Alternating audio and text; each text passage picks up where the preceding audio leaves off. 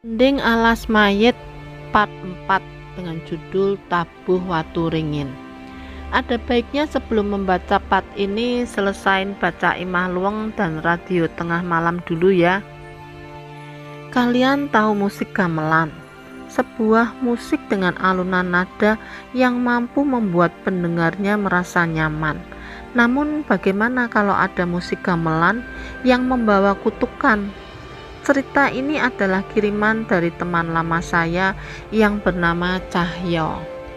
Desa Mindualit, sebuah desa di pedalaman kaki Gunung Merapi yang menyimpan banyak misteri.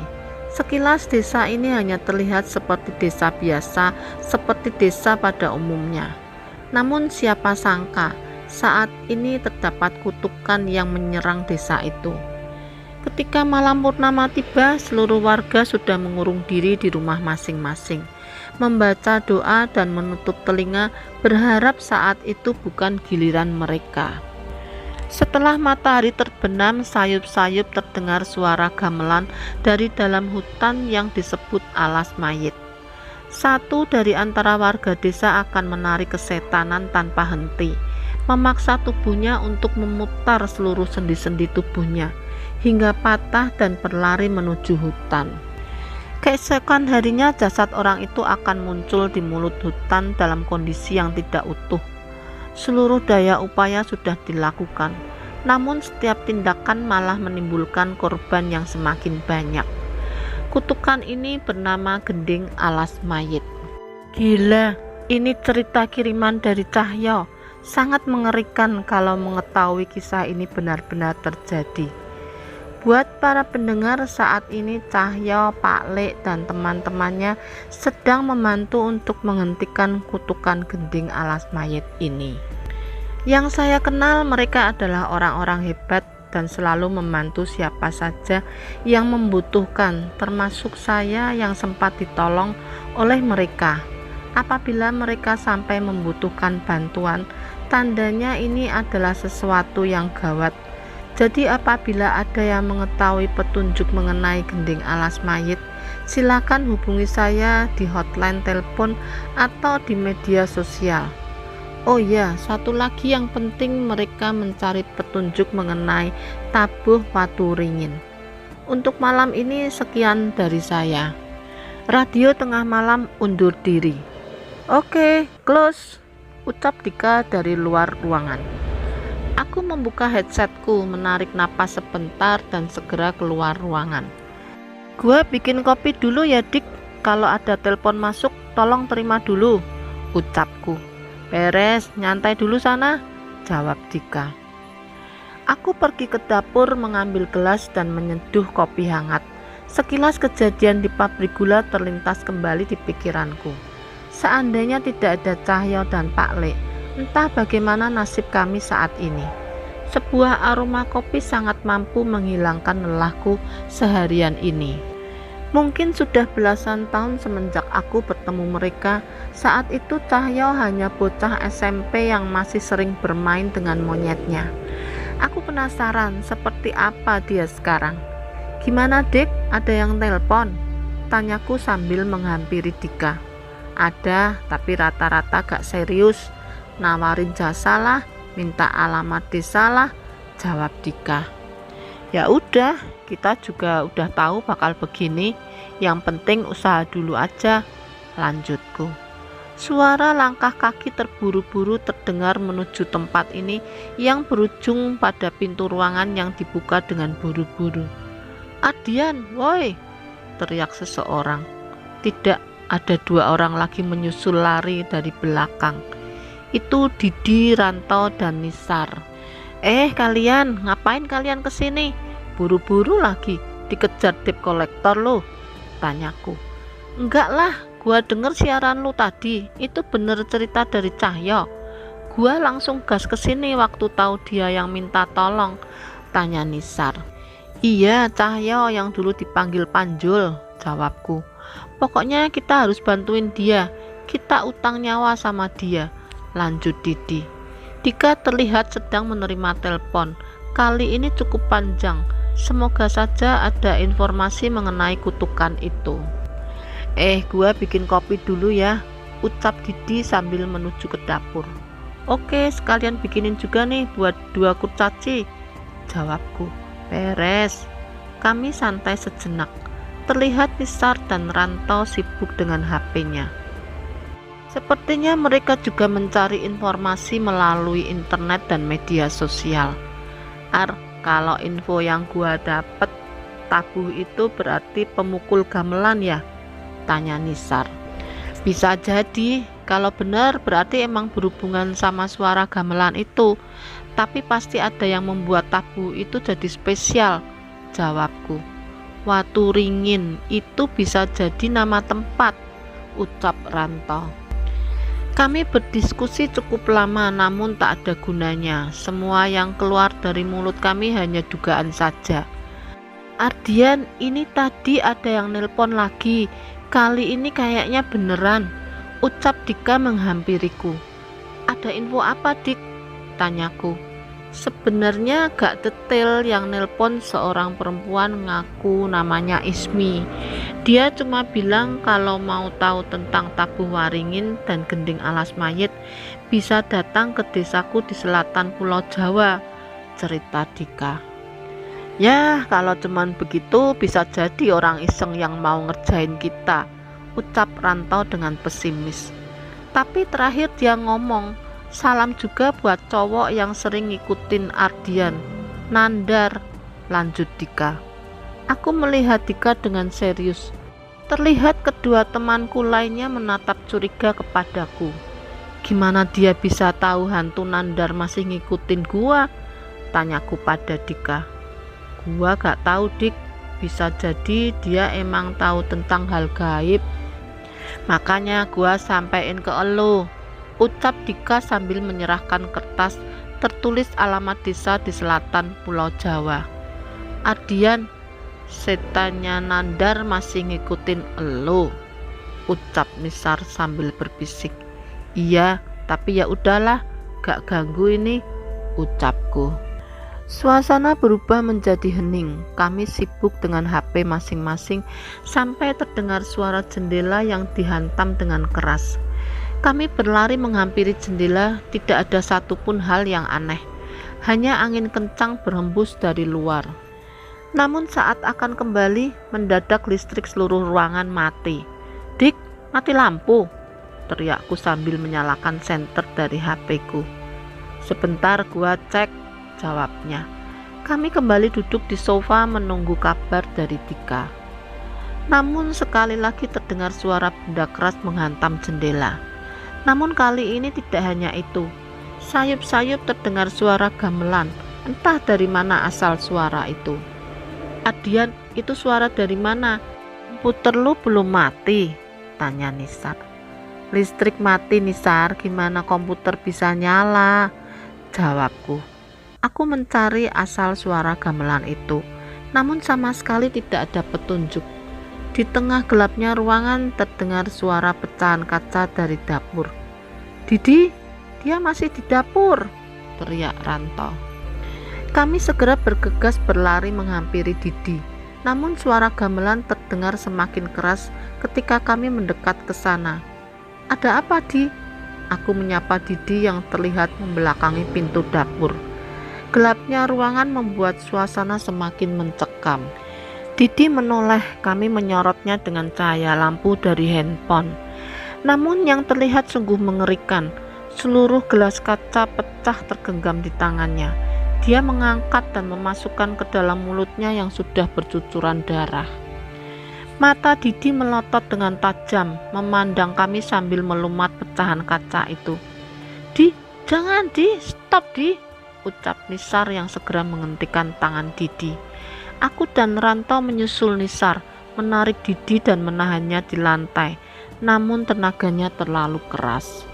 Didi berlari membelakangi tembok sambil tetap menggenggam pecahan kaca di tangannya. Kalian tidak usah ikut campur, Didi berbicara dengan suara yang mengerikan. Suara gamelan terdengar semakin kencang.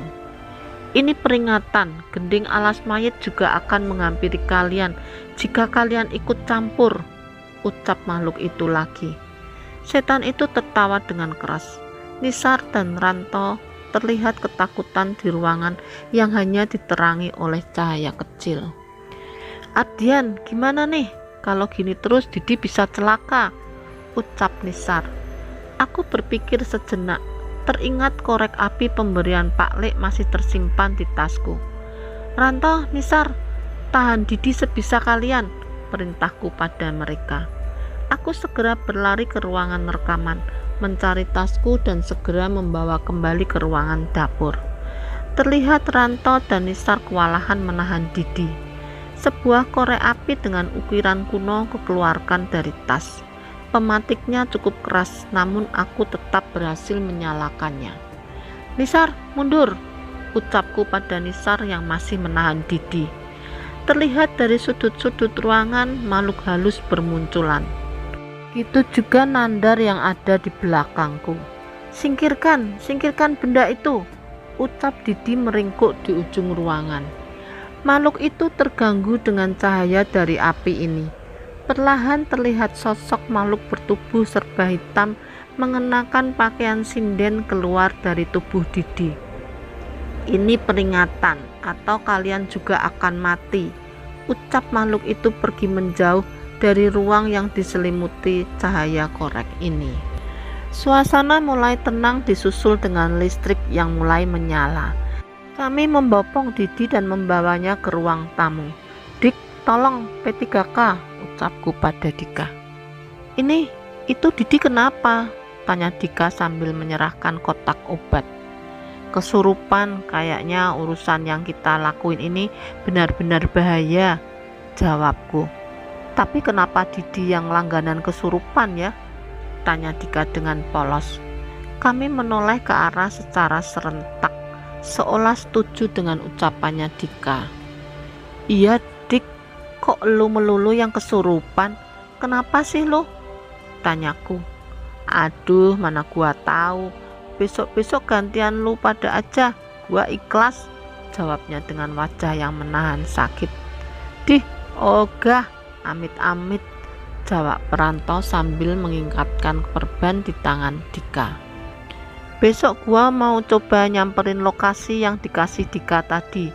Siapa tahu bisa ada petunjuk, ucapku.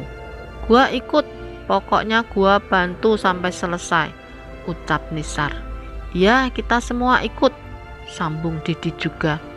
Lu udah babak belur kayak gini, mendingan standby aja di sini sama Dika. Biar gua, Nisar sama Ranto yang kesana, ucapku melarang niat Didi. Esok harinya kami berkumpul kembali di studio. Dika dan Didi bertugas memantau informasi dari telepon dan medsos, dan sisanya berangkat menuju suatu desa di selatan Pulau Jawa. Perjalanan menuju tempat tersebut tidak terlalu lama. Hanya saja saat mendekati lokasi, medan semakin berat. Jalanan tidak ditutup dengan aspal sepenuhnya. Sepanjang jalan dihiasi dengan hutan-hutan jati yang tersusun rapi. Ini bro lokasinya, ucap Nisar kepadaku. Yakin? Udah bener sesuai di peta? Aku memastikan sekali lagi. Bener, tinggal lu cari perempuan yang telepon kemarin. Siapa namanya? Ismi, lanjut Nisar. Segera aku turun dari mobil dan menanyakan mengenai perempuan bernama Ismi pada warga yang lewat. Ia menunjuk pada sebuah rumah kayu di sudut desa. Di sana rumahnya, katanya mobil masih bisa masuk kok, ucapku pada Nisar. Kami melanjutkan perjalanan dan berhenti pada sebuah rumah kayu dengan lahan yang cukup luas. Terlihat seorang wanita masih muda sedang menjemur pakaian di halaman rumah itu. Permisi mbak, bener ini rumah mbak Ismi? Tanyaku sesopan mungkin. Ya, saya sendiri, saya Ismi. Ada yang bisa saya bantu? Wanita itu menjawab dengan sopan. Kami dari radio tengah malam. Benar kemarin mbak Ismi yang nelpon?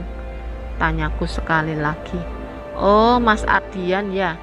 Masuk dulu mas, maaf rumahnya berantakan. ucap Ismi dengan mempersilahkan kami masuk. Sebuah rumah tua namun tidak kumuh, rumah yang terawat dengan baik. Hawa sejuk tetap terasa walau di tengah panasnya udara siang hari. Secangkir teh hangat disajikan kepada kami. Tak terlihat orang lain selain Ismi di rumah ini. Mbak Ismi, terima kasih kami udah disambut. Maaf saya agak lancang, tapi mungkin Mbak Ismi bisa menceritakan yang Mbak Ismi tahu mengenai gending alas mayit maupun tabuh watu ringin. Nisar mencoba membuka perbincangan. Masnya istirahat dulu saja, diminum tehnya. Yang cerita nanti bukan saya, tapi tunggu sebentar ya, ucap Ismi dengan sopan dan meninggalkan kami. Kami menurut dan menikmati secangkir teh yang disediakan oleh Ismi.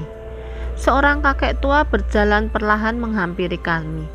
Ismi terlihat menggandengnya berjalan dengan hati-hati dan mendudukannya di dekat kami. Ini kakek saya, Mbah Rusman, dia yang akan menceritakan semuanya, jelas Ismi pada kami. Mbah Rusman memperhatikan kami satu persatu.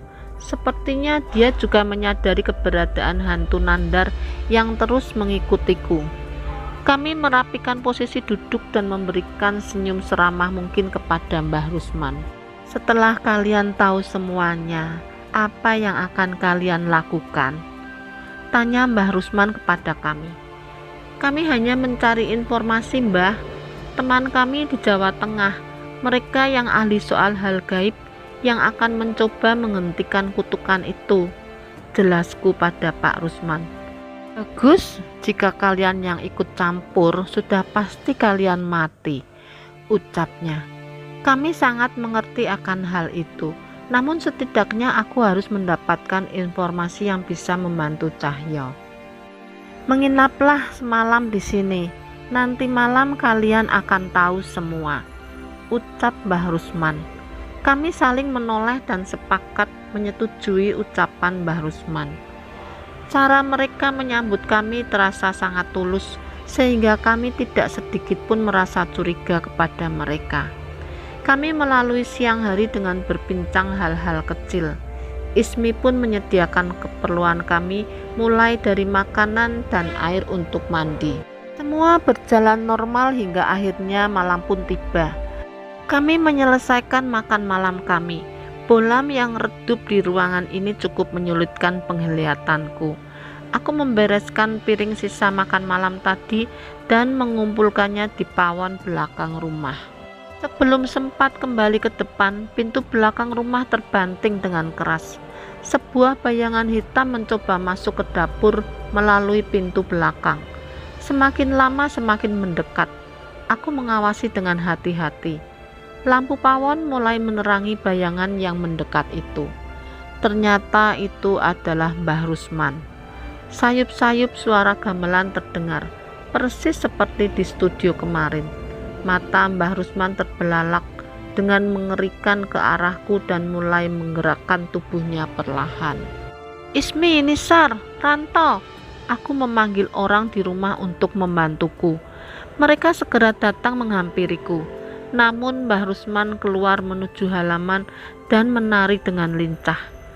Kami mengejar Mbah Rusman. Cahaya bulan purnama menyinari pekarangan. Mbah Rusman menari dan terus menari. Ismi masuk ke rumah dan keluar membawa sebuah gong kecil di tangannya dan sebuah pemukul. Ismi, itu Mbah Rusman kenapa?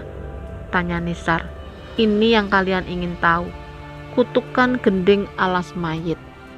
Mbah Rusman dulunya berasal dari desa Windu Alit.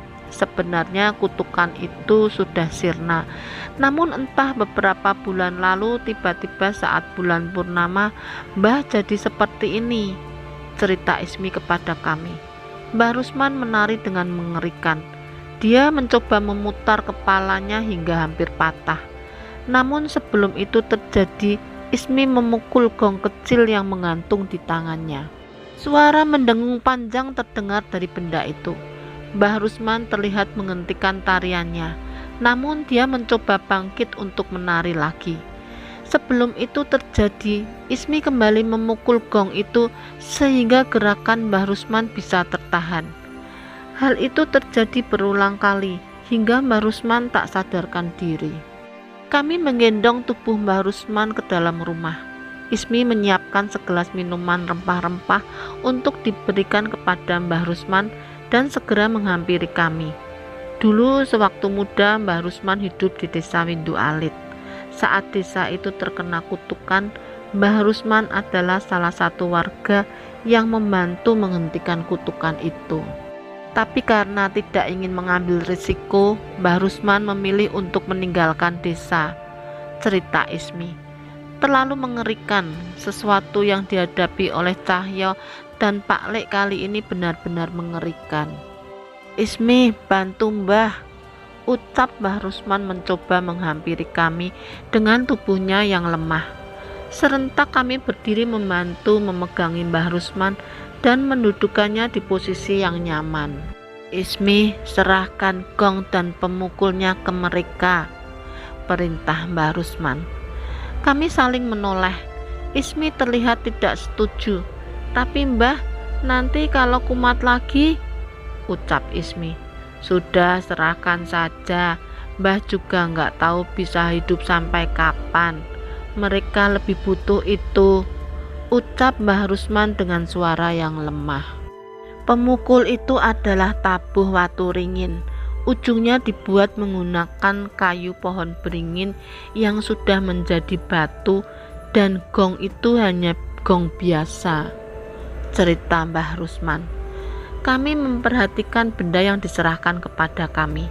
Kami berpikir keras, seandainya ini kami bawa, apa Mbah Rusman bisa melewatkan purnama berikutnya? Enggak Mbah, kita gak bisa bawa benda ini. Mbah butuh ini, ucapku. Walaupun ini adalah tabuh waringin, ini tidak cukup untuk membersihkan kutukan di desa Windu Alit.